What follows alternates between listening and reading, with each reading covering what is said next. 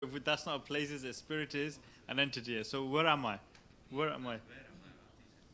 Okay, where am I? Brothers, anybody? Where am I?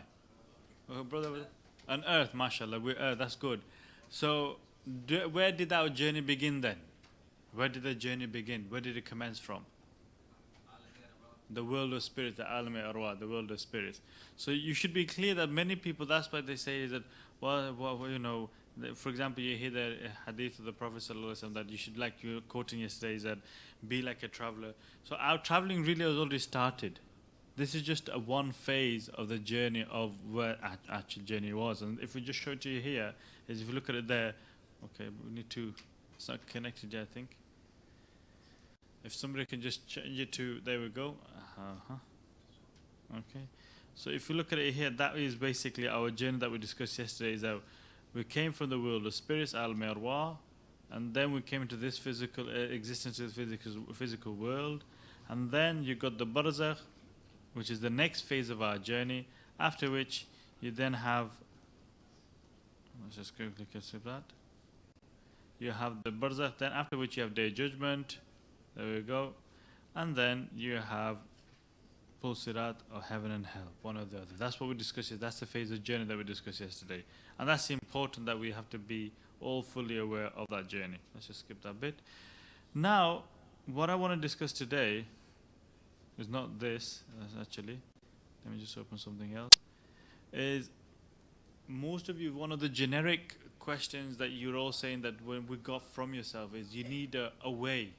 You're saying is that, well, wait, how is it that I can become pious? How is it that I can practice my deen better? How can I refrain from sin? These are generic. And for that, we said that you need a methodology, you need a way, a set path. For example, let me give you an example so that brother can understand. If you want to become, let's say you want to play the highest league of football. Let's say you want to become a Premier League footballer. You want to be a Premier League footballer. You're not going to Premier League. And you want to start. Can it just happen by me just playing on my own? Oh. Okay. Why? Brother, why can it not happen? You need training, okay. But I can train myself, can't I?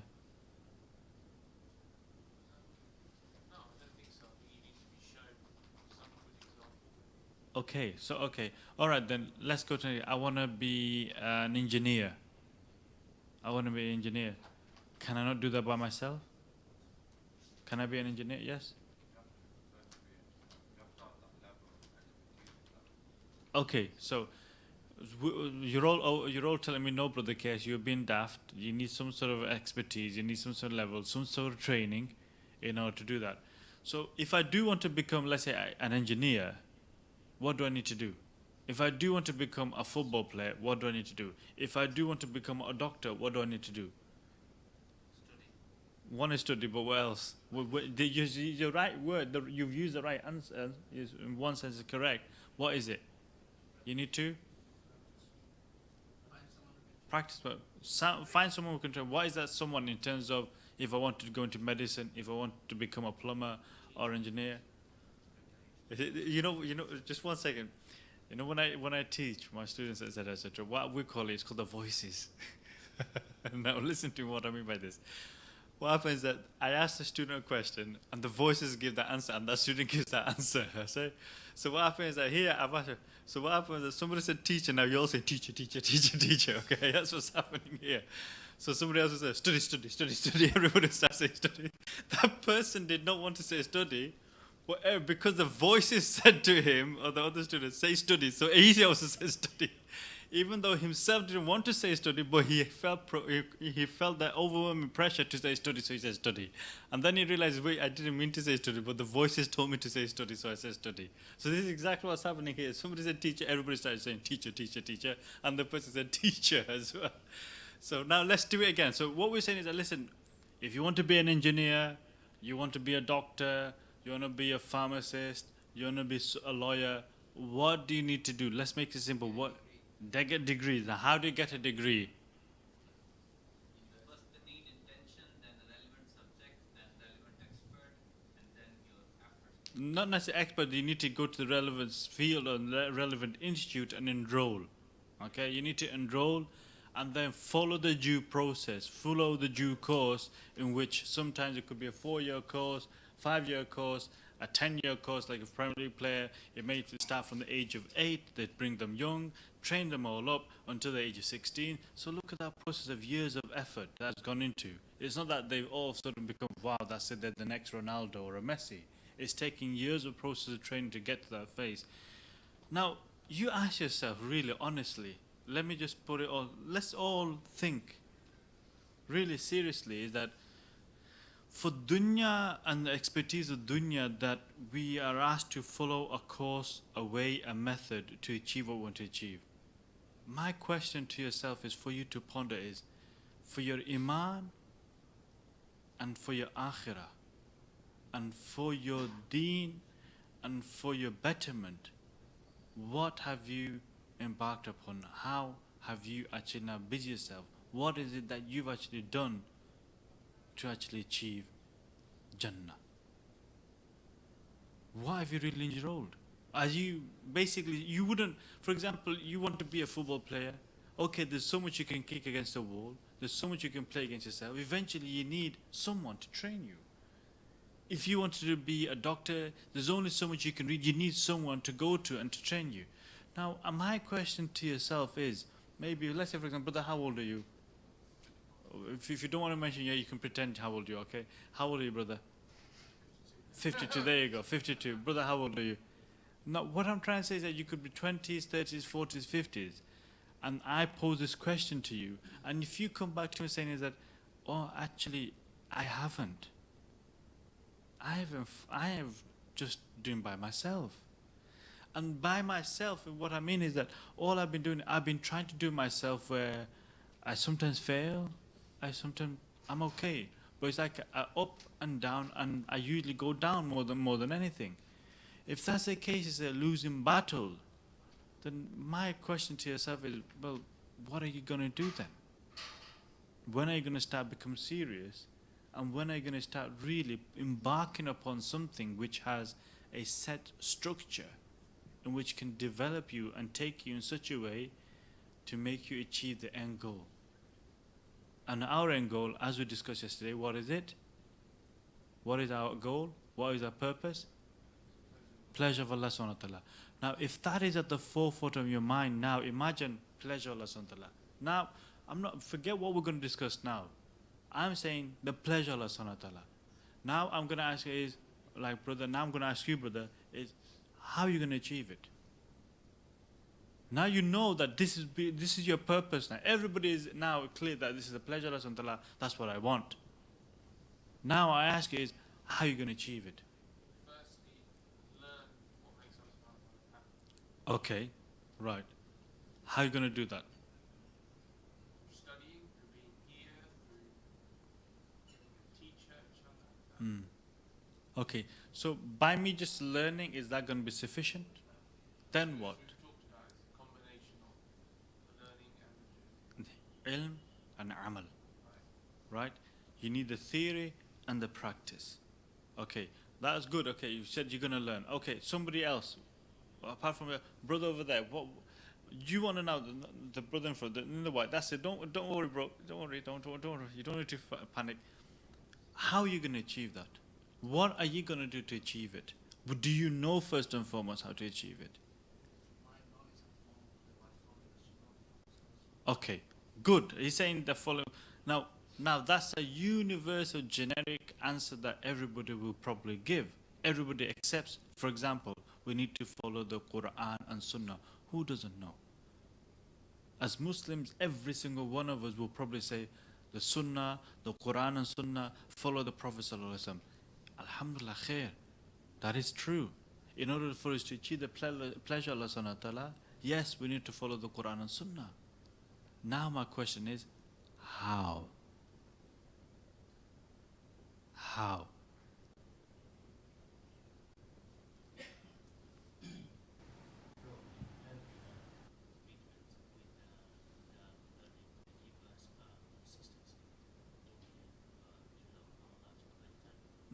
True. What you said is good, and that is a part of a solution to what you're supposed to do. But the fact that you're remaining silent, The fact that you remain silent is not, if you take this as a let's say we say take this as a population of the face of the earth, all the Muslims on the face of the earth. Let me just tell you this honestly, I'll tell you this honestly.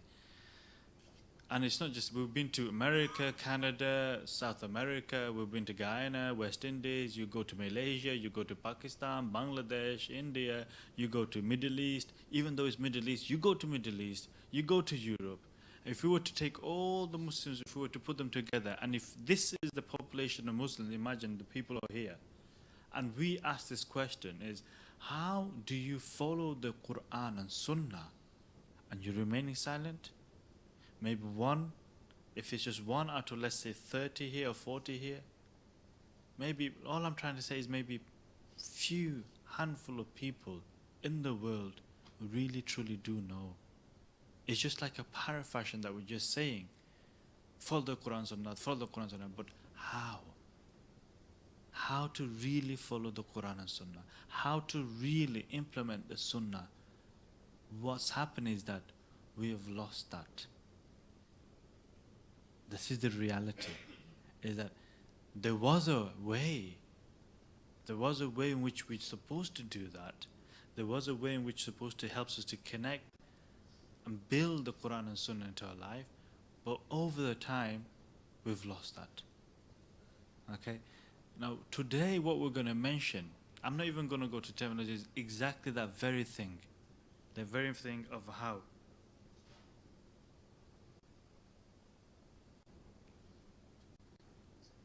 Okay. Yeah, I was going to do that halfway, okay. That very thing how. Okay, that very thing that we discuss is how to actually do that. Now, I'm just going to set the scene for you. Very easy, because we're going to do, there's another few more sessions we'll need so that you understand this journey very simply and very easily. I am not a scholar. Understand this. I am not a scholar, nor I'm a hafiz or a qari. Okay? So I'm just like you. Okay? So my English isn't very good. So I don't know very high level English. So, especially when Ustaz Majid, he starts using ediface and efface and others, I don't know what he's talking. But mashallah, he has very high level English and efface and deface and all these other things. He's a barrister by law, so it just comes natural to him. So I am not this, but I will try my best to give it to you, brothers, in simple way in which you can understand. Hopefully it's digestible and you can actually take that as well. And hopefully something that you can remember, that it gives you the blueprint, the map in which you can achieve the pleasure of Allah subhanahu wa ta'ala. And what we're going to do is, all I'm going to do today is for you just to see that map. We're not going to even discuss it as such. It's for you to see that map. So if I can find it. Where are you?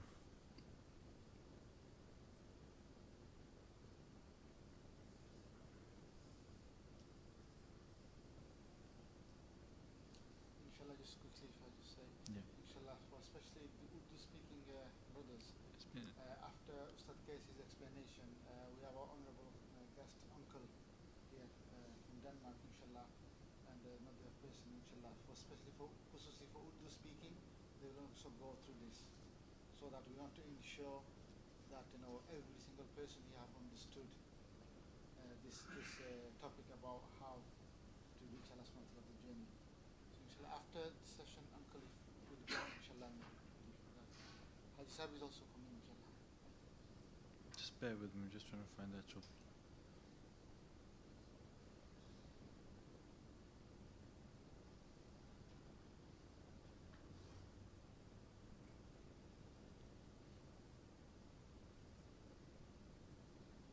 Because it isn't so very good, so let's find another one playing present.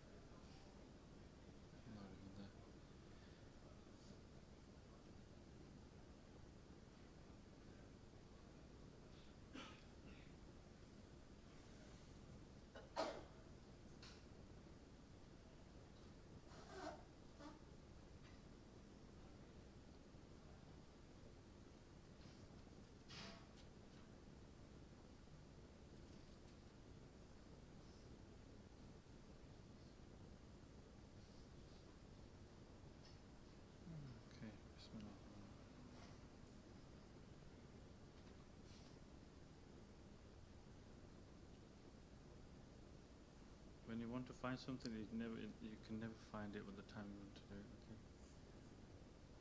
There we go.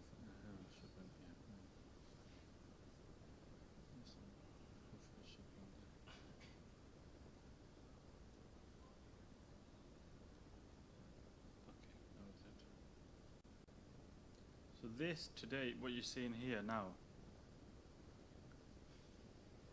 this is your blueprint. This is your map. And what we're going to do in the next few sessions is that what we're going to discuss is explain all of that to you. The blueprint of how you can achieve the pleasure of Allah Subhanahu wa Ta'ala, the map, so that when you leave this place, you know exactly how to actually achieve that. Okay? So you know exactly how to achieve. We're going to discuss this in more detail in the next few sessions. So obviously, as you can see, you know on the bottom you can see this is here. There's 1, 2, 3 mountains. Okay? How many? 1, 2, 3. How many mountains did you say? 3 mountains. And we're going to give this name. This is mountains of conditions, 4 conditions.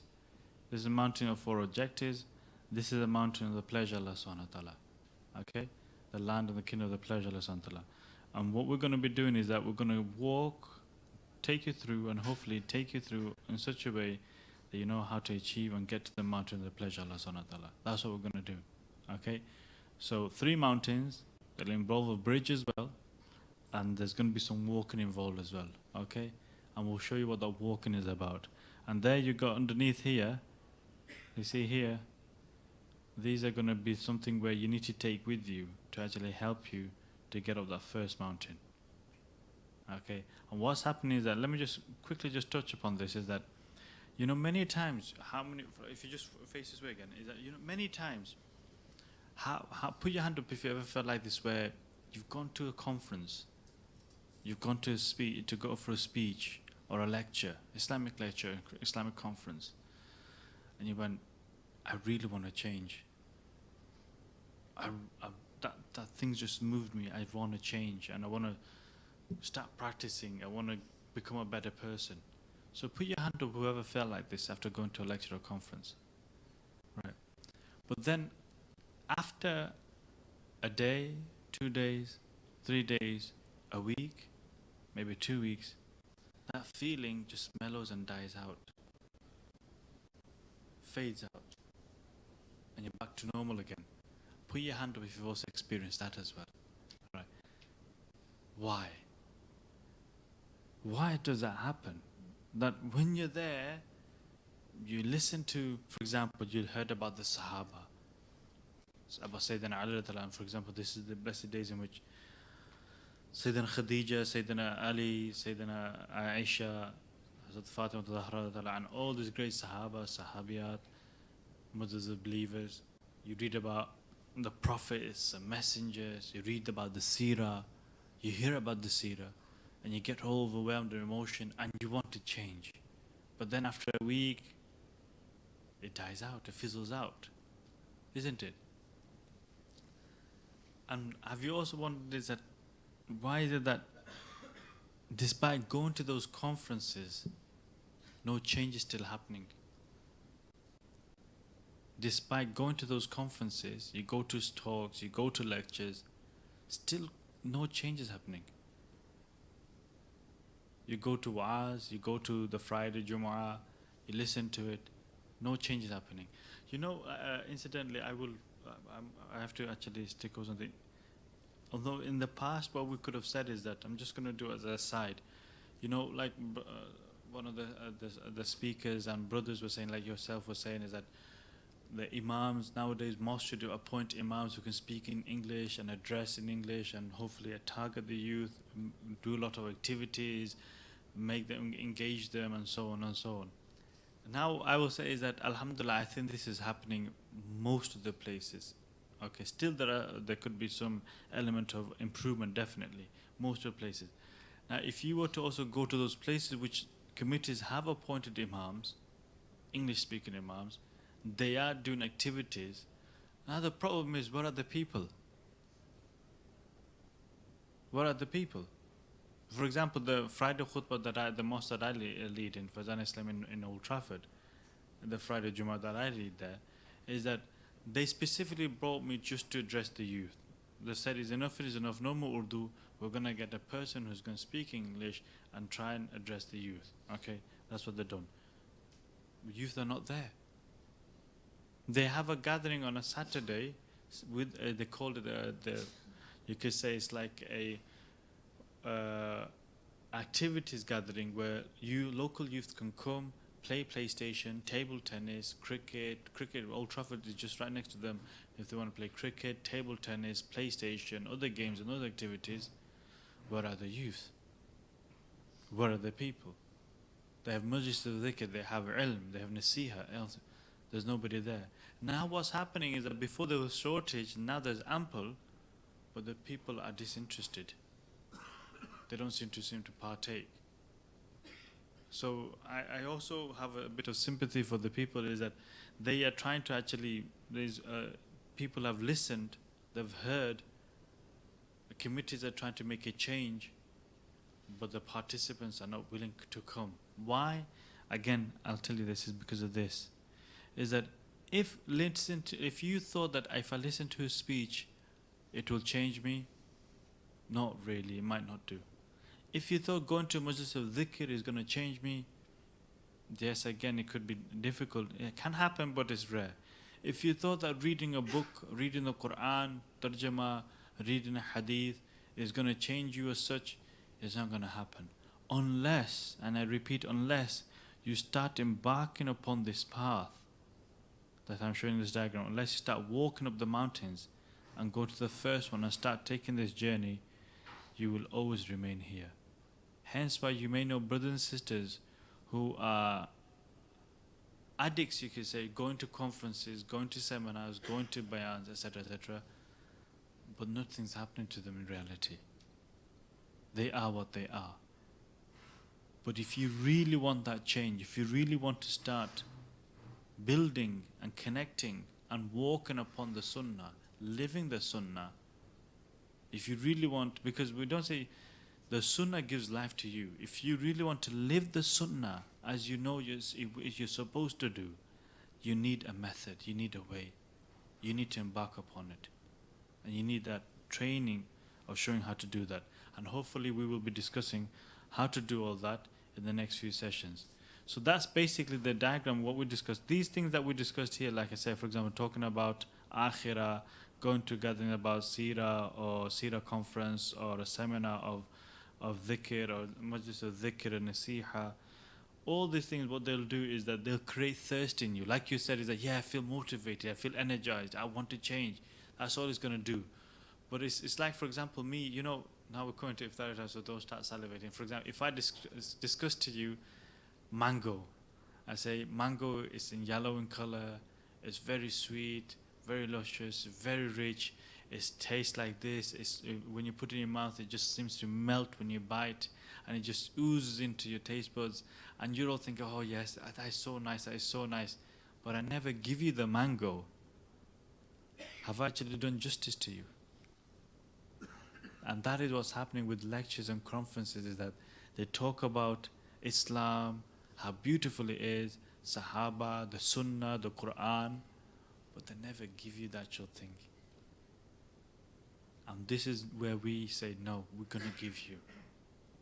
We want you to hear, we describe it to you, say the beauty of Islam, the beauty of the deen, the beauty of the Sunnah, here, take it, now you eat it. That is what we want to do. So inshallah, next few sessions, we'll discuss. These are known as thirst builders. So what's happened is that those brothers who are studying, they still haven't achieved. If you're studying, you're still here. If you're studying Sarf al-Nahu, if you're studying Quran and Hadith, you're still here, you still haven't achieved the pleasure of Allah subhanahu wa ta'ala. You also need to embark. If you are going to seminars and conferences, you haven't achieved the pleasure of Allah subhanahu wa ta'ala. You sit at Itekaf, you still haven't achieved the pleasure of Allah subhanahu wa ta'ala. You need to embark. You need to start that journey. And like you're all saying, inshallah, we'll discuss it later. And the second phase, inshallah, is what we're going to discuss now. Address the other. So remember what we discussed today. We talked about the path to the pleasure of Allah subhanahu wa ta'ala, and that these we just discussed basically about the thirst builders, and we need to achieve and really embark upon a path to achieve the pleasure of Allah subhanahu wa ta'ala. We need a way, we need a method. That's what we discuss. So tomorrow if I ask, you'll be giving me that sort of answer, and you'll give me some examples as well. But now what we're going to discuss is about prayer. Salah. That was the fundamental thing that you want to improve your salah. Now, to understand this is that what we're going to do now, we're going to do practical demonstration to understanding how we can actually better our prayer. There are actually technically, we're going to split this into two dimensions, two ways. One is improving our salah outwardly. Another is improving our salah inwardly. There is an outward aspect and there is an inward aspect. Now, depending on which mas'ala, which madhab you follow of fiqh, we are of Hanafi. If there is people of Shafi or Hanbali or Maliki, khair, alhamdulillah, that's fine. We're just going to discuss it according to the Hanafi fiqh, the outward aspect. But the spiritual aspect is the same. Okay, whichever madhab you follow is the same. So outward aspect, what you need to know is that first and foremost is that to outwardly, you need to know your faraiz, the wajibat, the mufsidat of salah. Now, if I was to ask yourself is that, brothers, which one of you now, for example, why the outward needs to be, for example, many of us don't even know how to stand even in salah. How to actually hold our hands. You might be thinking it up. Think about it. When was it that somebody told you how to pray? It was probably when you were in mosque, when you were 5, 6, 7, 8-year-old. And then after that, have you then gone back and asked again, am I holding my hands correctly? Am I saying takbir properly? Am I sitting properly? Is my posture the way it's supposed to be? That's one aspect. The other aspect is, for example, how many of us still remember the farad of prayer? Now everybody's panicking. I can see the panic. I'm not going to ask you. Don't worry. I'm not going to ask you. Who knows the farad of prayer? It's a rhetorical question. Don't ask me, okay? Then if I say, okay, what breaks prayer then? Mufsidats of prayer. Okay? What are the wajibats of prayer? What are the sunnahs of prayer? These are, then when we say Surah Fatiha, what does it mean? You know, you are technically like Shaykh Ahmad Abbaq, what they're doing is they're explaining that the past 2 days you've been hearing after the Taraweeh, they explain that there are 3 categories of people in Surah Fatiha, which you probably understood for the first time. Okay, Surah Fatiha is a dua. You're supposed to now imagine it's a dua, it's a call, you're making a prayer, a supplication to Allah subhanahu wa ta'ala, where the crux of the matter is, Ihdina sirat mustaqim. You're asking Allah subhanahu wa ta'ala, guide me. Now imagine, for example, brother is here. Brother, what's your name? Bilawal. Now imagine that Bilawal, okay Bilawal, I'm going to talk to you now. Now what's happening is that you have something to give me. Basically, I've said, listen Bilawal, I need £100 of you. Not really, but you just imagine I need £100, okay. I don't want to charge, okay. I need £100 of him. So Bilawal said, I'll give you £100, okay. So I go to Bilawal. He's ready to give me the £100. So I said, Bilawal, okay, now Bilal expects me, brother, have you got that money? Can you please give me £100? He expects me to say that. But what do I tell Bilal? I said, Bilal, and I look over there. Yes, do you think it's really nice today, isn't it? And I look over there. Oh, look, there's a crack on the wall there. And I look down on the floor. Oh, yeah, there's a floor. It doesn't look nice. The carpet's not very nice. And I look over there. Oh, yes, I think I need to paint the walls again. Oh, yeah, oh, look at my hand. I need to do something. Now, Bilal's going to get frustrated, isn't he? Isn't he? Why? Because Bilal wants to, I've said Bilal, I need something. He just wants me to, he needs to go somewhere. He just wants to give me the money and go. Or I need to go. Just so that you can understand this, there's no similitude we could do with Allah subhanahu wa ta'ala. There's no similarity we can put, but just so you can understand is that we are asking Allah subhanahu wa ta'ala as a dua, we are, with our tongues we're saying Allah subhanahu wa ta'ala guide us. With our tongue we're saying guide us. But the meaning and in the heart and mind is saying kebab. It's saying I want kebab. It's saying I want work. It's saying I need to hand my assignment in. It's saying I need to actually go for a job appointment. It's saying I need to go to the post office. It's saying I need to go here. I need to go there. Oh, I forgot the washing. Oh, are you understanding? It contradicts. There's contradiction. You are asking for hidayah, you are asking for guidance, and Allah says you want guidance, but your heart is saying kebabs. Your heart is saying fried chicken. Your heart is saying this. game. Your heart is saying, I need to make sure I watch the news. I need to do this. It's not matching. So one of the ways to help you so that there's your heart and what you're saying with your tongue conforms is know the meanings as well. To improve the outer is to also improve doing the salah with meanings. When you say Allahu Akbar, what does it mean? When we say Surah Fatiha, what does it mean? When you say Subhana Rabbil Azim, the Tasbihat, what does it mean? At-Tahiyat, what does it mean? Durood, what does it mean? Learn the meanings as well. So we're going to do all this aspect, the outward aspect, how to improve the salah, and now we'll come to the crux of the matter, the inward aspect. Now, the outward aspect has 10 levels, inward aspect has also 10. So spiritual aspect has 10 levels as well. Okay? First and foremost, for the outward aspect, outer, we're going to learn the farad, the wajib, and the things that breaks. So tomorrow what we'll do a session which will focus on the outer aspect. Okay? We'll learn the farad of salah, the wajibat of salah, and then the breakers of salah. What breaks it? Because if you're praying and your salah is broken, what's going to happen? Is your salah going to be accepted? If you're praying and, for example, if you missed a wajib, you need to do what? Sajda sahaw. Sajda of forgetfulness. If you've not done that, salah needs to be repeated. So you see, simple things like this, where we could easily actually alter and we could easily learn just 10 minutes, half an hour of learning, and it improves our salah drastically from an outward point of view. Now, to improve our salah inwardly, the spiritual dimension, we're going to teach you a technique. Okay? We're going to teach you a technique. Now, what you're going to do is, let me just teach this technique, is that we want you to start with the prep level. For today, for example, now, Salat al-Maghrib is going to be coming. Then Isha. Then you got your Taraweeh. Then you got your Fajr. You got your Dhuhr. And then hopefully by Asr tomorrow, you would have had 1 day of practice on this prep level. We want you to practice this level full 24 hours for every single prayers, and then give us a feedback tomorrow. Okay? What is that? What is it? Is that what we want you to do is to, in every single posture, you know when you say Allahu Akbar and you're in the standing position, then when you're going to go into the ruku position, then when you're going to go to qiyam position again, when you're actually standing back from ruku, then when you go into sajda, in between sajda, second sajda, and then when you come back up again, in every single arkan or every single position, we would like you to think that Allah subhanahu wa ta'ala is with me with all His attributes and qualities. Allah subhanahu wa ta'ala is listening to my recitation. Allah subhanahu wa ta'ala is seeing me. This thought that Allah subhanahu wa ta'ala is seeing me, He's listening to my recitation, and He's with me. Allah subhanahu wa ta'ala is seeing me, He's listening to my recitation, He's with me. Once only.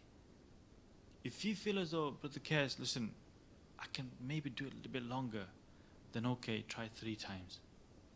Okay? Who thinks they can do this easily? Yeah? 1. Okay. We've got a few more break. 1, 2 people, 3 people, 4. Now, I'm not doing bidding now. I'm not auctioneer. I'm also assistant auctioneer as well, so I'm not going to do any auctioneering here. So we've got 4, 5. But what we're going to do is at least practice this once, then tomorrow we can take level. Now, just so that you understand what we're saying is that let's just do a test now. We're not going to do anything. You're going to sit where you are. I'm going to time you for 2 minutes. Okay, do you want it a bit longer? 5 minutes or 2 minutes? Okay, let's do it for 2 minutes. We're going to ask Brother Shah to actually time it here. Is that what we're going to do is that, just 1 second.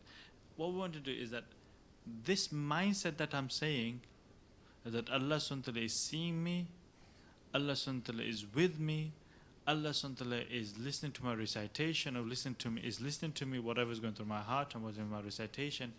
I want you to be in that mindset as long as you can.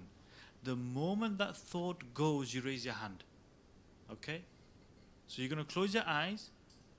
You're going to close your eyes, yeah? Okay, you're going to close your eyes. No, Ahmed, you're supposed to close your eyes, not open your eyes and then put your hand up, okay? You're going to close your eyes. You're going to be in this mind and get yourself, empty your mind, empty your heart, empty everything. And as much as you can, however long you can, let's see if we can do for 2 minutes at least, okay? So what you're going to do is you're going to close your eyes and we're going to time it. And we'll let you know, the moment you put your hands up, we'll let you know what time that is. Okay? This time. And all that is telling you is that it doesn't mean that you're very, very, alhamdulillah, some people are naturally they're good at concentration. Because that is what the problem was. People were saying, we want more devotion and want more concentration. All we're saying is that this is your level at the moment now, less working it. For tomorrow, when we do the same exercise, it should be longer. You understand? We are now putting you to the steps of actually improving yourself within the 24 hours, and we want you to increase it. Okay? So don't fall asleep, whatever you do. So whatever you do, don't fall asleep. I know it's very, my voice is very soothing and very nice, and you all get mesmerized by my voice, but don't start falling asleep. What we want to do is sit comfortably, divert your minds towards Allah subhanahu wa ta'ala, and the moment I say start, is think that Allah subhanahu wa ta'ala is with you, Allah subhanahu wa ta'ala is listening to your recitation, listen to what is going, listen to you, Allah subhanahu wa ta'ala is seeing you. Okay? The moment that thought goes of Allah subhanahu wa ta'ala goes, put your hand up. Okay? So close your eyes, start think that Allah subhanahu wa ta'ala is seeing you, He's listening to you, He's with you. And when I say start, you start, and then raise your hands up the moment your thought process goes, okay? Bismillahirrahmanirrahim. So close your eyes now. I'm going to be starting in 3, 2, 1, start.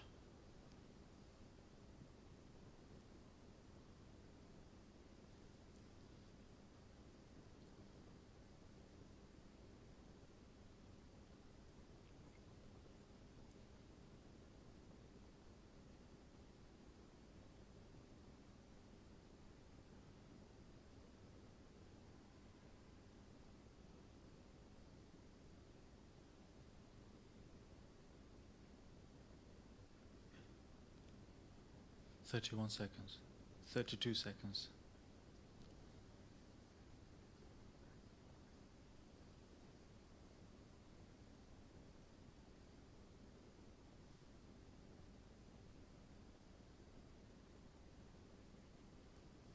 49 seconds,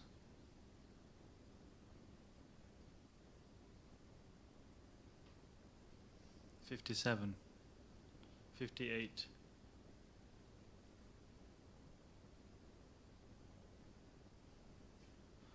1 minute and 7,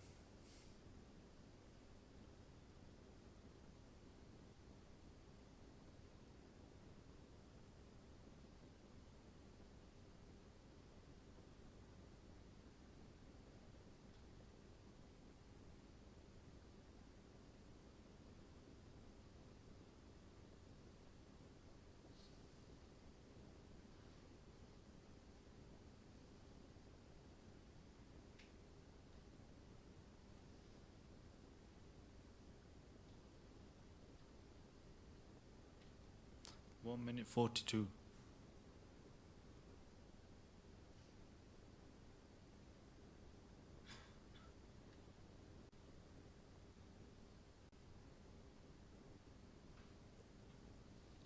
And stop. Okay. So you just about got in the 2 minutes. So mashallah, those of you whichever times remember the time that I said to you. Now tomorrow it should be higher. Whatever time you got, it should be higher. And those of you, yes, alhamdulillah, maybe tomorrow it might go less. It doesn't matter. Don't worry. It's about getting that consistency and developing it. So let's just quickly ask, how did brother feel? Uncle, आप कैसे feel?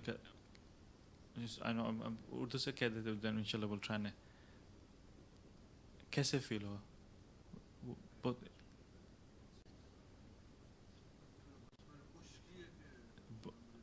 कोई मुश्किल experience मुश्किल नहीं alhamdulillah mashallah. Brother at the back, how did you experience, how did you feel?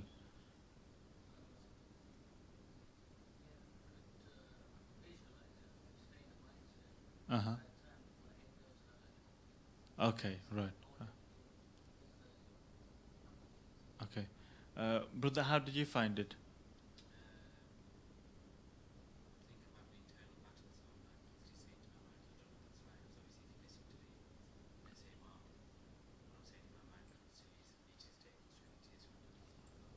Yeah. Right. Describe that when you say the internal battle. Just describe it a bit more to me. Avoid any other thought coming in. Right. Okay, that's good. So this is good. I want you to remember is that the brother is saying is that he is trying to make sure no other thought comes in, and he's doing a battle to make sure no other thought comes, and trying to also stay in that process. Now, what'll happen is that that's a very very important thing I need to actually address. We'll address. Remember that question tomorrow. We will need to address that because this will exhaust you eventually if you keep on doing it. And we need to give you a method in which you can actually basically relieves you of that battle, and it becomes easy for you. Because eventually what happens is that many people, what they don't want is they don't want thoughts to come in. I must not think evil, think no evil, see no evil, hear no evil. Okay, no evil thought must come in, right? What happens is that because of that, then they put this extra pressure to make sure that nothing comes in. And they're making sure nothing comes in whatsoever, and then eventually it will exhaust you. We need to teach you a method of redirection, diversion and redirection, so that what happens is that when the thought, we're saying that yes, thought come, but we redirect it, and it doesn't affect you. And once you learn that method, there's ease, relief for your mind. It doesn't stress you up. Okay, we'll need to. That's an important method that we need to discuss another time. But today is that another. Ahmed, how did you find it?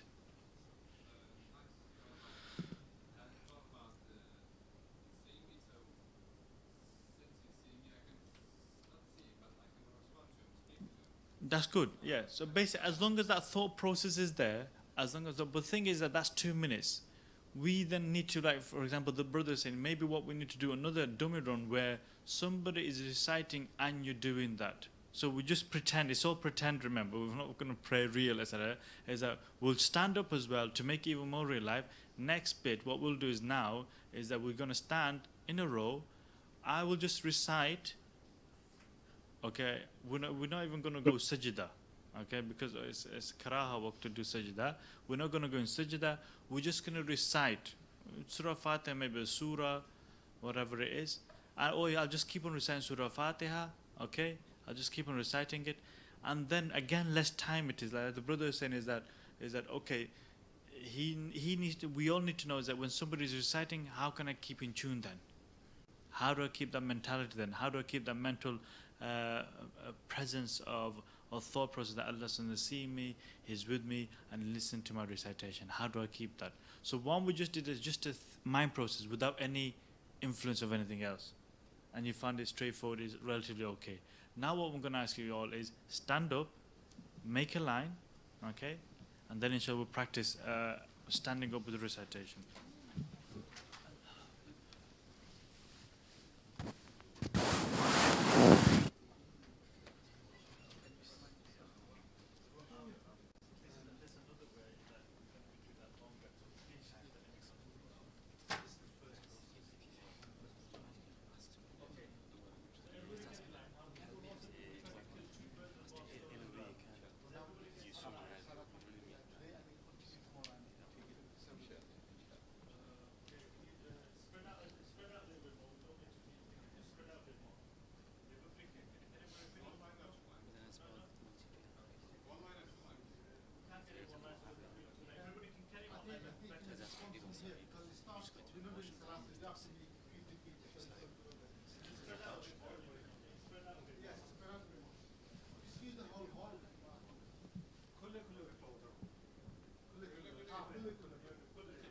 Don't want to let the devil in.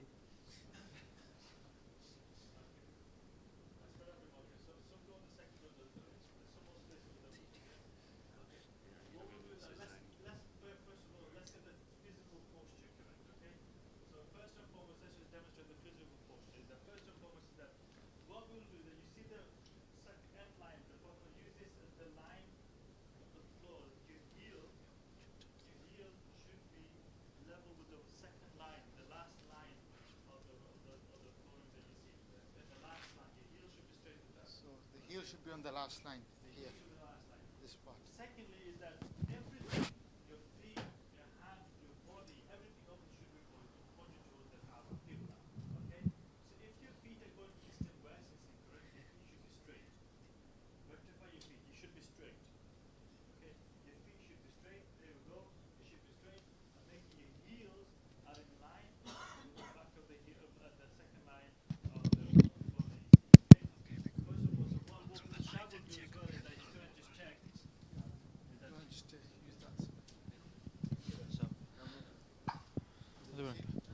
So just check that your heels are with this bottom line, and secondly is that also check that your feet are now straight. So what we're going to do is that, you see, many people can't realize, they don't realize the feet is not straight.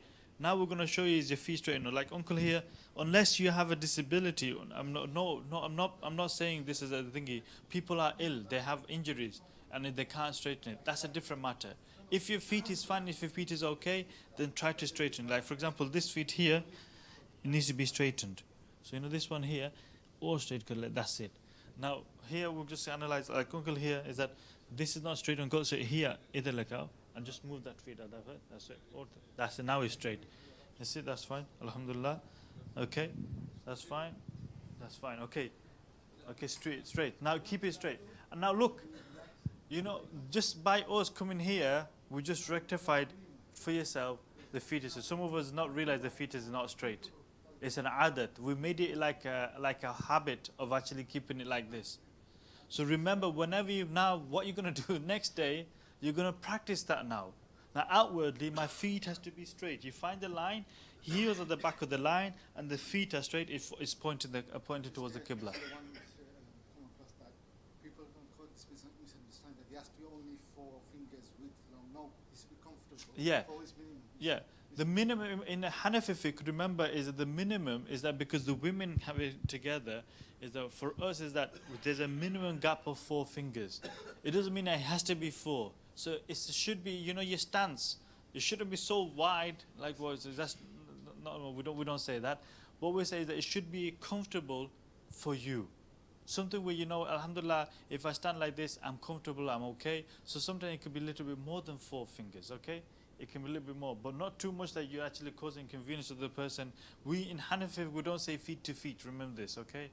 It's not the case with the Hanafi. Other maslak, other madhab, yes, but not in Hanafi fiqh, okay? So something, how much should the gap be?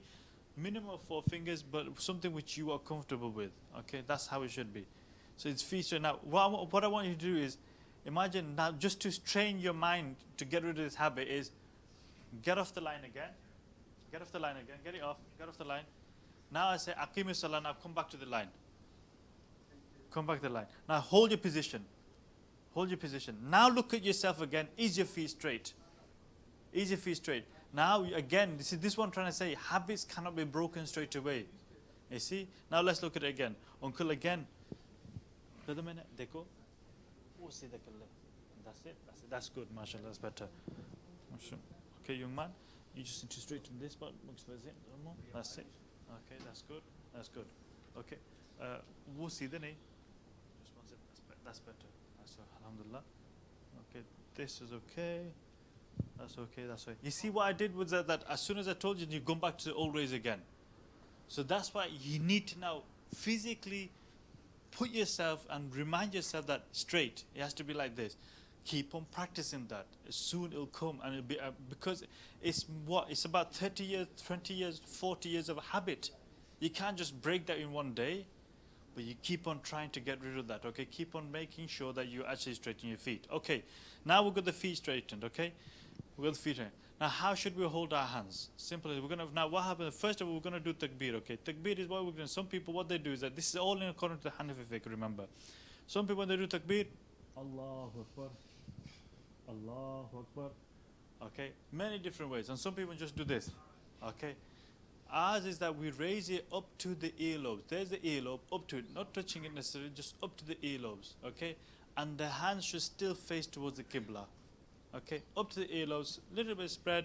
It should be so spread, but little spread up to the earlobes and point towards the Kaaba. Okay, so when I say Allahu Akbar, hold your position there, hold your stance, so we can see is it right and is it correct. Okay, all right.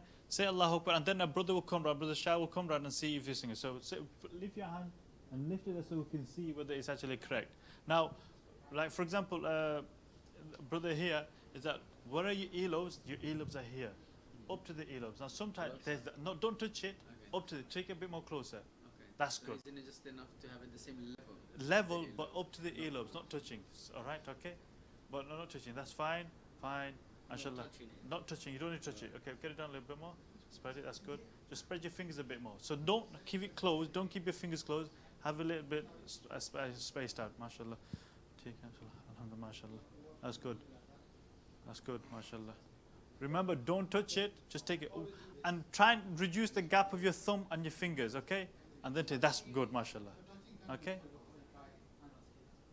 So remember, we're not touching it. We're taking up to the earlobes and then thinking. Okay? And you might, listen, maybe maybe you've not experienced this before. We're grown men, but we have to learn, okay? There's no embarrassment. We're going to have to learn it. Okay? MashaAllah, when you do impressive, there you go. If you're used to the gym, you can do this straightforward. There you go. Now, if people start doing things, there you go, there you go. People, MashaAllah, it's you're trying to strengthen your iman. That's good, alhamdulillah. It's okay?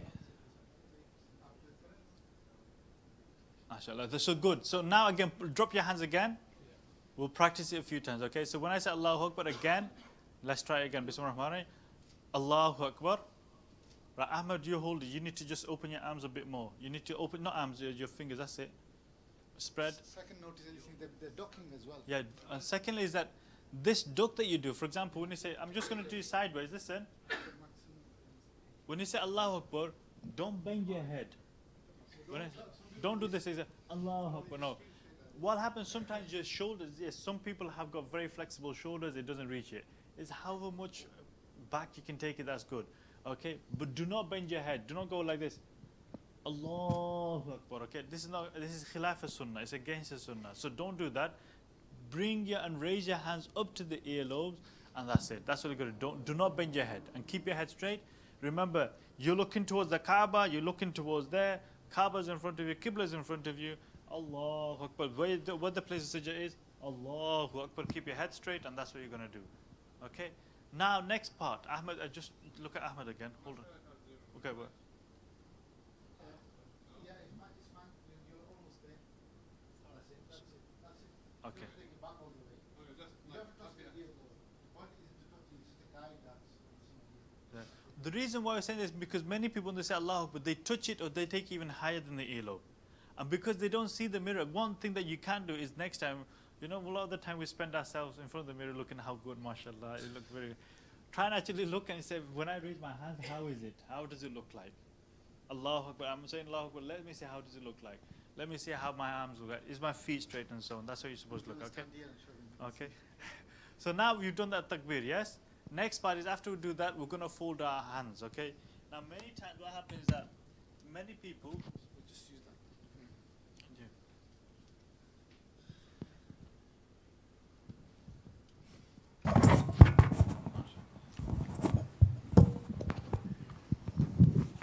Many people, what they do is that when they want to fold their hands, for example, if I tell you, for example, fold your hands now. Let's see how you're going to fold it. Fold your hands. Okay, fold your hands. Right. Okay. Find, now from wherever you, find where your belly button is. Okay, you might have to touch it, yes, but find where your belly button is. If it's below your belly button, good. If it's above, it's incorrect. Okay. It should be, your folding should be below your belly button, okay? So first and foremost, you're going to put your left hand first, below the belly button, right? Then what you're going to do is that your right hand, the palm of your right hand is going to go into the wrist part of your left hand, okay? Look what I'm doing. There's my left hand, that's going to be placed first. Palm of my right hand is going to go into the wrist of my left hand. The thumb and the small finger are going to wrap around like this, the wrist of the left hand, and the three fingers here are going to spread on the wrist of the left hand, on top of the wrist of the left hand. So it'll be like this. Now what I want you to do is that when you do put it on your belly button, when you do put your hands there, is that like the brother is demonstrating now, I don't want to see this. And I don't want to see this. Okay? It should be straight, nice and neat, covered. There you go. It should be straight, covered up, and it should be there below the belly button. And some people also do this as well. This is not correct. This is not correct. This is not correct. It should be like this, nice and neat, and it should be nice. So we're just going to check it now. Yeah, you just go and check. So at the front, I'm going to quickly come and check at the front. Okay, just hold your hands there. Okay. No, belly button. Okay, that's good. That's good. Good. That's good. Don't worry, you get used to it. MashaAllah, that's good. That's good. That's good. What spread could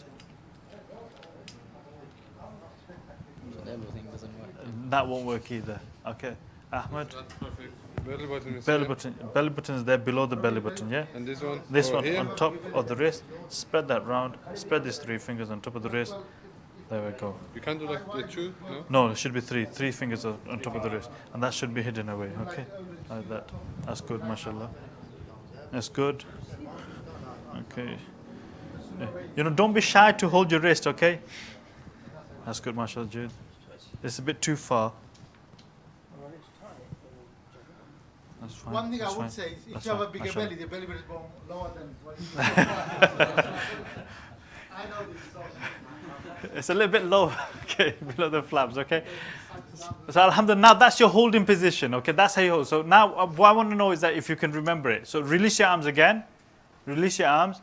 Now let's see if you can remember. When I say Allahu Akbar, do your takbir and then hold. Allahu Akbar. Do your Allahu Akbar, but don't just go straight, but do it again, okay? Put your hands down, put your hands down. So you're going to say Allahu Akbar, say Allah, and then fold your arms, okay? And keep it there again. Let's see if you've got it. MashaAllah, it's good. It's good. Good. Good. Okay, that's good. Front row is fine, alhamdulillah. My front row is fine. Good. Is that below the belly button? Yes. You sure? Yeah? That's good. Okay, that's fine. My front row is fine.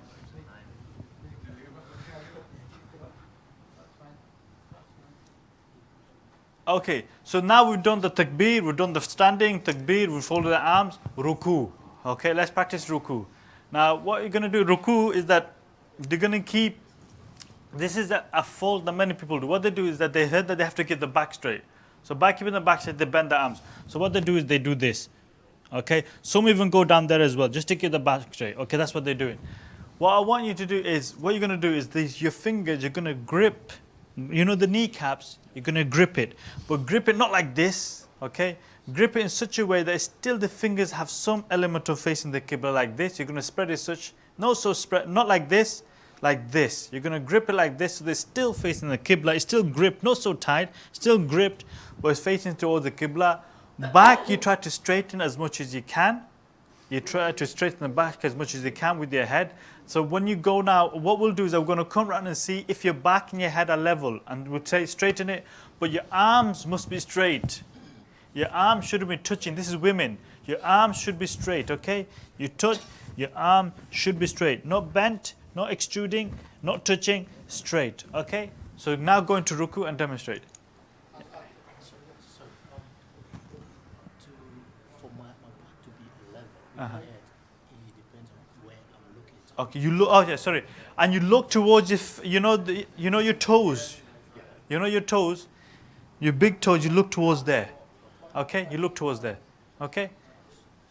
Keep your feet straight, remember, the feet shouldn't go east and west, you should be straight, okay? You look towards your toe. Now what I'm going to do, I'm going to come around and say, whether it's straight or not, you need to lower it or raise it or anything like that, okay? I'm going to come now. Okay?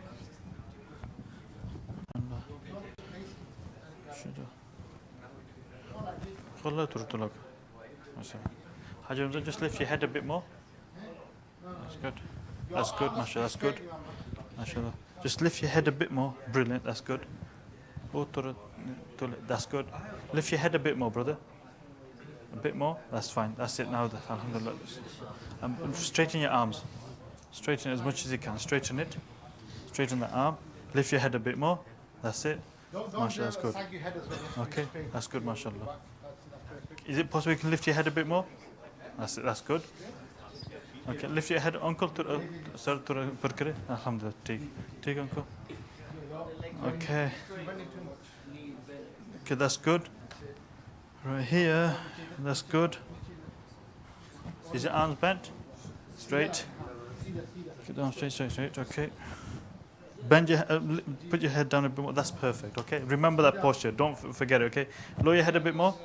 Brilliant. That's perfect. Okay. Okay, brilliant. That's good. Okay, that's fine. So now that's your ruku sorted. Yes. Is everybody? Yeah. Okay. I repeat again. When you go into ruku, you know your toes. You know your 2 toes. In between, you look at there. Okay, It's also said place of sajda. not in the ruku Very position. difficult to Okay. say that. So basically, look where, for example, where your big toes is, in between the gap, you look towards the big toes. In between the gap, you look there. Okay, that's where you're gonna look. All right, that's how you're gonna look. Not towards the sajda, but you look to there. Okay, But when you're standing up, where should you look? sajda. Then Standing, you look at the sajda. Okay. In standing position, when you're doing Allahu Akbar, you look towards the sajda. When you're going to ruku, you're going to look towards the gap of the two toes. Okay. Right. So that's ruku done. Everybody comfortable with ruku? Yes. No, you're not comfortable. The knee is meant to be straight. Or Yes, knees should be straight. Knees should not be bent. There should be no bending on knee unless you got a knee problem like myself. They should not be bent. Some people, I must stress, some people have the leg is shorter than the other. Okay, one leg is short, one leg is long. I'm one of them. Okay, one leg is short, one leg is long. So sometimes it can be ache, and what happens is they tend to just about try to avoid that if you can. You can still hold that position for 5 minutes. You won't be in too much problem unless you've got an injury. I repeat, unless there is an injury, unless there is some pain, you should be as normal as possible and hold that. Okay. So if you are feeling the stretches, that means one indication that is that you're not doing ruku properly. In any of these postures, it shouldn't be the fact that you are being stretched, because you should be doing this every single day and those muscles should have been stretched. And if you're feeling that stretch, it means you were not doing it properly before. That's one indication that you got. It means that you were not doing those positions before, because if every day you are praying 5 times a day and you're doing your sunnat and your nawafil, etc., it should have been actually all balanced out. It should have been nice and straight. Okay? So that's ruku done. So we've done takbir, we've folded our arms, we've done ruku. Now, for the sake of sajda, am I allowed? Wait, hold on. You've all got wudu, haven't you? Everybody's got wudu? Yeah? Okay. So, no, who's not got wudu? Everybody's got wudu. That's good. Okay. So what we're going to do... Okay. I think the people who haven't got wudu, don't do the sajda, okay? You just look at others, and then inshallah we'll look at you. आप नहीं कर सकते, ठीक है इंशाल्लाह आप फिक्र न करें. You're okay. For those of अच्छा, ठीक है इंशाल्लाह. I'll give the kursi because it'll disturb someone able to. So sajda. Now when you go in sajda, listen. If I was to, what I want you to do, imagine you're going to sajda, and before, when you go in sajda, what you're going to do is that you're going to put your knees first. Okay, knees goes down first, then your arms, then your arms. Before you put your head down, I want you to now pause in that position. So when you go knees down and put your arms down, pause in that position. Okay? Have you understood what I said? brother, what if you've got really bad pain in your leg, like my left leg is inflamed? Right. I mean, I had an accident around no, but what is it after a bit? Like now, this is like the third, fourth day now. I have to put my palms down first and then my knees. Yeah, that's fine. That is fine. That is completely fine. Yeah, bilkul is fine. Okay. If, like I said, is that's the beauty of the deen. Is that when you have an injury, when you have certain problems, you can, for example, you've injured your leg or something like this, and you can't rest on it. Fine, sit down and do it, or do some other ways, wherever there is ease. Allah SWT only wants ease for you, not hardship. Yeah, that is perfectly fine. Perfectly fine. That's not a problem. Don't worry about that. Okay, so we're going to go in sajda, yes? So the moment you're going to put your hand down, I want you to pause. There's a reason behind it, okay? So what I want you to do is that you're going to go in sajda, okay? So now imagine when I say Allahu Akbar, go into sajda, don't put your head down yet. The moment, as if you're about to pause, as soon as you put your hands onto the ground, you're going to pause, okay? Correct, okay? So I'm going to say Allahu Akbar. And hold. Hold your position. Hold. Oh, no, hold. Well, you know, go on the ground. You need to put your hand on the ground for the not in your nap. Okay, hold it there. Now hold it there. Right. Uncle, okay. Right. First and foremost, what you want to do is that, you know, your fingers should not be, it should not be actually facing towards eastern west. It should be facing Qibla. Is it facing Qibla? Check that. Okay. Now, how should the gap be? The gap should be so much of your circumference of your face, however large your face is, so that your nose is now where your two thumb is going to be just slightly lower. Your nose is going to be placed slightly below the two thumb, in between the two thumb. So I'm just going to demonstrate here. For example, here, that's where your nose is going to be. Here, that's where your nose is going to go. Here, that's where your nose is going to go. Here, here, and here. Okay? So where your two thumbs are, your nose is going to go. No. Straight. Keep if your thumbs, everything should be qibla, and then I'm coming. spacing should be such, not so big, so that the reason why it should be such that is so much so that you just can put your face there, so that if there was an excess residue of water you just did wudu, it doesn't fall on the carpet, it falls in your hand. Okay? So imagine you just cook wudu, you're going to do now, such that what happened, if there's any water that is still dripping, it'll drip on your hand, not on the floor. Okay?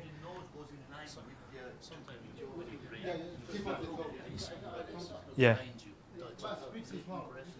To touch, yeah. Yeah. Yeah. It hits them. Yeah, don't worry about that. It can happen. Okay. Remember, also, thumb should be facing Qibla, okay? Yeah. Yes. Right. Right, I will mention this. Also, the gap, like, have you got the thingy so far?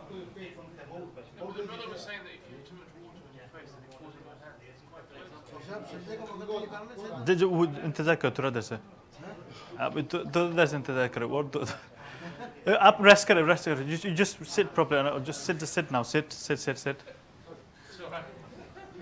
okay now what will happen is that if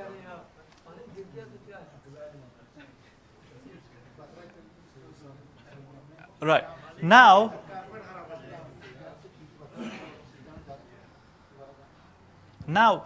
like the brother's asking is that how far forward do we go? Do we go all the way to the line? Do we keep really close? What you must do is that the arms should not be touching your belly, should not be touching your thighs. You know, belly and your thighs should not be touching. The gap should be such that the hadith narration comes that a small lamb could get through. Okay? Now, how should the gap, have you heard me, is that how much should we go forward then? Okay? Not sheep. If a sheep then goes, we're in trouble, okay? We might not have that much space. A small baby lamb should be able to get through, okay? That's what it is. And, you know, imagine if you have a little baby toddler, whatever, they should be able to crawl through easily. That's how much of a gap it should be. So basically, in other words, is that it should be so narrow, that your belly is touching the thighs and there's no gaps whatsoever, okay? But it should be such that easily you are in comfort and easily somebody should be able to go. So that I leave that to you, depending on your makeup or your physicality, okay? How much you think is actually thinking. Also, the other thing is that when you are in sajda, some people, what they do is that, you know, the elbow is touching the ground. For men, in Hanafi fiqh, it should not be touching the ground. It should be raised. Then if it is raised, what people tend to do then is, boom, knock the other person out, okay? What happened, that brother, because the statement from the hadith is that he saw someone used to go in sajda, they'll see the whiteness of the armpit. Here when in Jama'ah, you're supposed to consider somebody else, is that yes, you just make sure that it's raised off the ground, but it doesn't need to be so extruded. Just keep it to yourself as such. If you can extrude, do whatever. So you don't need to extrude it out so much. Like some people are doing this, exaggerated. There's no such thing as exaggeration. You just have it, so it's just sticking out a little bit and it's raised off the ground. That's all you got to do, okay? Is that clear? So it shouldn't touch the ground. It doesn't touch, the arms don't touch the ground. It shouldn't be knocking somebody else out. It should be just about, so it's within your confinements and it's not giving discomfort to somebody else, okay? Raised. Is that clear? Yeah? Kind of parallel. Yeah, okay. Is that clear? I think sitting and shahada you can do tomorrow. Okay, right, okay. So now what we're going to do is that we'll do the sitting and the shahada, the attahiyat tomorrow and the salam tomorrow. So we're up to there, right? Look, everybody's so happy, yes. Tomorrow. And such that, no, it shouldn't be touching. It should still maintain the gap as you're in ruku and you're in standing. It should be not touching together. It shouldn't close up. You don't need to close up. You know when you go in sajda, it shouldn't close up. Your toes should be still facing towards the qibla. It shouldn't be closed. It should be still left open, okay? The eyes, once you sit down, are they looking back? No, the eyes should be here, looking at your nose. Yeah, the eyes should not be on the ground. Your eyes should be looking at the nose. Right, can you all stand up again? Okay, can you all stand up again? Right, what I'm going to do now, again, we're going to do 2 minutes. Or let's do 5 minutes if we can. We're just until 5 past, let's say, for few minutes, right? I'm going to recite. It's just a pretend, okay? I'm just going to recite. And then what's going to happen is that you then sit down as soon as your concentration goes, okay? You then sit down. So again, now we've Spiritual aspect. spiritual aspect. So we've practiced bits of the outward aspect. Now we've practiced the spiritual aspect. So I'm going to recite, okay? And then what you're going to do, you're just going to sit down the moment your concentration goes. And when you're saying, for example, I'm fighting, the concentration is coming, going. The moment the thought of Allah goes, you sit. So if you start thinking, for example, when's this going to finish, you sit. The thought is gone. Oh, how long is it going to be? It's finished. It's gone. The moment that thought comes, finish it. You sit down. Okay? So I'm going to recite. We'll just say Allah Akbar. We're going to recite, and then you. So again, remember, Allah subhanahu wa ta'ala is with me, is watching me, and is listening to my recitation. Allah subhanahu wa ta'ala is with me, is watching me, and is listening to my recitation. Okay? Inshallah. Aziz. So the moment. One thing is, some people get bothered into have to do all three. Even if you do one, still is better because at least It's better nothing but try. You should be able to, because you're only doing it once in every posture, remember. But try to keep this concentration that Allah subhanahu wa ta'ala is with me, is watching me, is listening to my recitation. Allah subhanahu wa ta'ala is with me, is watching me, is listening to my recitation. Try and keep that thought process. Think of Allah subhanahu wa ta'ala, think of the Kaaba, think of the name of Allah subhanahu wa ta'ala. Keep that there. Yes, brother? Yeah, this is why we're practicing with the eyes open. In Salah, you don't have your eyes closed. You need to have your eyes open. That's why we're practicing, okay? So imagine your eyes is towards the sajda position, and we're going to recite it, and then that's how you're going to do it. You can use a word like the God is watching me. Yes, that's, Say yourself. you say to yourself. You don't recite it, you're thinking it. Allah subhanahu wa ta'ala is watching me, is listening to my recitation, is with me. Allah subhanahu wa ta'ala is watching me, seeing me, is listening to my recitation, is with me. And just think about Allah. You just think about Allah subhanahu wa ta'ala. Allah, Allah. Okay, Allah. Okay? Again, straighten your feet. Straighten your feet. Everybody straighten your feet again. Straight, straight, straight. I want it perfected, okay? Straighten your feet. Okay? We're going to start. We'll just do this for until about, we'll do this for about a few minutes. As soon as I finish the third Surah Fatiha, we will stop, okay? I'll try and do it, or maybe a surah, I'll try and think of surah, and then we'll try and stop after that, okay? Remember, if your thought process goes, finish it. So now divert your minds towards Allah subhanahu wa ta'ala as if we were praying. Divert your minds towards Allah subhanahu wa ta'ala. Think that He's seeing you, He's watching, and listen to our recitation. Okay? So shall I time it until, let's say, if we can get to 10 past, we'll finish at 10 past, okay? I don't know if, let's say, do it for 2 minutes at least, or 2-3 minutes again, okay? 2-3 minutes, 3 minutes again, 3 minutes, okay? And just say stop at 3 minutes. Divert your minds now, okay? Straighten your feet, remember how you're supposed to hold your hands, and get in the thought process. Allahu Akbar.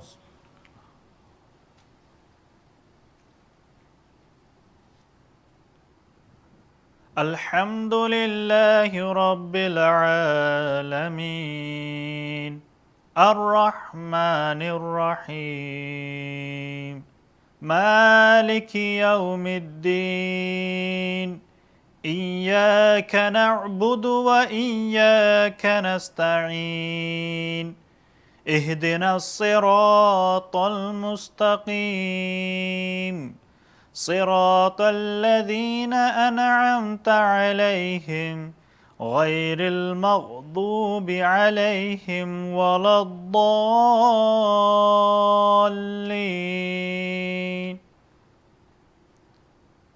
أرأيت الذي يكذب بالدين فذلك الذي يدع اليتيم ولا يحض على طعام المسكين فويل للمصلين الذين هم عن صلاتهم ساهون الذين هم يراءون ويمنعون الماعون إنا أعطيناك الكوثر فصل لربك وانحر إن شانئك هو الأبتر قل هو الله أحد الله الصمد لم يلد ولم يولد ولم يكن له كفوا أحد قل هو الله أحد الله الصمد لم يلد ولم يولد ولم يكن له كفوا أحد قل هو الله أحد الله الصمد لم يلد ولم يولد ولم يكن له كفوا أحد قل أعوذ برب الناس ملك الناس إله الناس من شر الوسواس الخناس الذي يوسوس في صدور الناس من الجنة والناس. MashaAllah. Last people standing, well done. MashaAllah, that's good. So how did you find that? 3 minutes and 10 seconds. Okay, so that's 3 minutes and 10 seconds. You manage that. Now what you have to do is build. Build on that. Your next prayers, you make it longer, and you take it longer, and you take it longer. Maybe it's 1 rakat this time, maybe it's 2 rakat next time. Next salah is going to be 3 rakats, then 4. You keep on building and building and building. Keep that thought process there, okay? Is there any questions? I'm just going to quickly say, Sorry, I'll just hand over to... Often you understand the surah because Fatiha, now with this, Yeah. you don't understand what they're saying. You should ask like, wait. Yeah. This will help, inshallah. Can I just say, the task for the next 24 hours until tomorrow is not to keep that thought all throughout, but only have that thought once in every posture. So it's easier. But Okay? build, work on it. You can work on it, but the minimum the least task to once. pass for the next 24 hours is as you're standing, so that maybe you're standing for let's say 3 minutes in Taraweeh. Only once you bring that thought, Allah is watching me, Allah is with me, So just Allah to is hearing me. clarify, so for example, when you say Allahu Akbar, we're standing position, Allah SWT is with me, is watching me, listen to me. Just once. That's it. That's it. As soon as you know that, Alhamdulillah, you don't understand. Then go to ruku. Okay, go to ruku. Same thing. Allah SWT is Subhanahu wa ta'ala, Subhanahu wa ta'ala, Subhanahu wa ta'ala. Allah SWT is with me, is watching me, listen to me. Just once, okay? Sami Allahu liman hamida rabbana lakal hamd. Allah SWT is with me, is watching me. That's it. Just not with the tongue. No, I'm just saying. Obviously, you can't hear my heart if I'm saying it. I have to say it, okay? So then, when you're going to sajda, again, just once. Subhan Rabbi al-Ala, Subhan Rabbi al-Ala, Subhan Rabbi al-Ala. You're saying this. Say it slow. And what will also this will do? This one of the beauty about this is that it slows your prayer down as well. You know, normally You're you're not saying rushing bullet. Your bullet doing bullet ruku, bullet sajda is gonna slow that down because you now have to think. You have to think about Allah subhanahu wa ta'ala. And it helps you to now to pause, take pause of what you're doing. So at least once, and I'm saying is that do that at least once. Everybody now, you've done more than 1 minute or so, haven't you? Yeah? That means you could easily do the once. Easily. So if you can now push yourself and exert yourself more than that, alhamdulillah. Push yourself more. But if you can do it at least once in every single posture, brilliant. But tomorrow you should be saying, Brother Kes, yeah, alhamdulillah, we managed to do all our prayers like that. Yeah, and then we'll go to the next level, okay, and we'll build it. So by the time you leave us, alhamdulillah, you got some level of connection, devotion, and prayer. Yes, brother.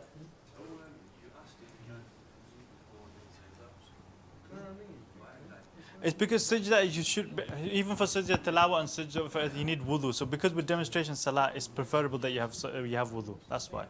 Yeah, it's preferable. Yeah. Yeah, go on.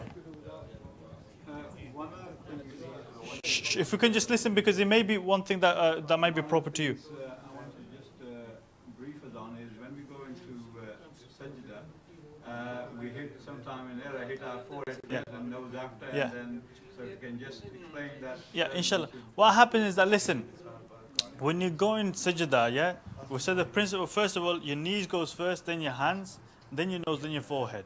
Okay. Some people miss the nose out.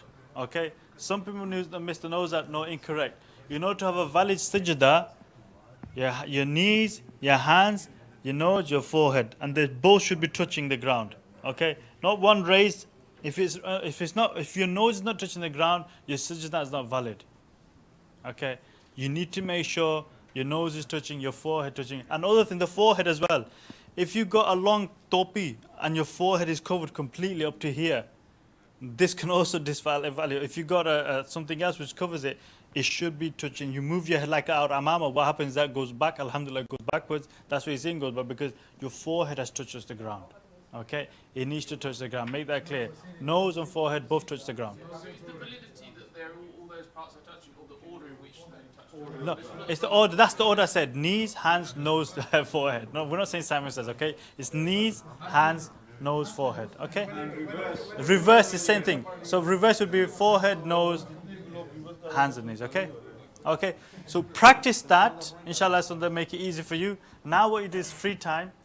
Go. If there's any questions, you can ask. Okay. I don't know. Yes, brother. Like I have seen some posters of the proper posture of the feet. So can you please tell us? Like, This is what I'm teaching you. That's how it's supposed to no, be. in sajda. We'll do that tomorrow because we didn't have time to do that. We'll do it tomorrow, inshallah. Your forehead and nose, can you touch first and then No, First nose and then forehead. He said he could do it the other way. I said it's not quite impossible to. Yeah, so it's easier because the nose is sticking out first, isn't it? Depends on the size of nose. True, but still, even the nose is still longer. Okay. The Chinese, for example. True, very true. But nose first and then forehead. Just recap, inshallah. Tomorrow, obviously, we're going to meet up. Until then, for your every salah and every posture. Posture means every position of salah, by the way. Yeah, that you think of Allah subhanahu wa ta'ala, the three keys we call them once. So practice that, inshallah. Tomorrow, what's going to happen is Ustad Qais will continue with our journey, the path to Allah subhanahu wa ta'ala explanation in the first half segment. So people who understand English well sit here, and for benefit of people who actually their Urdu is better, our honorable uncle here and Haji Ramzan Sahib, they'll be sitting on this side.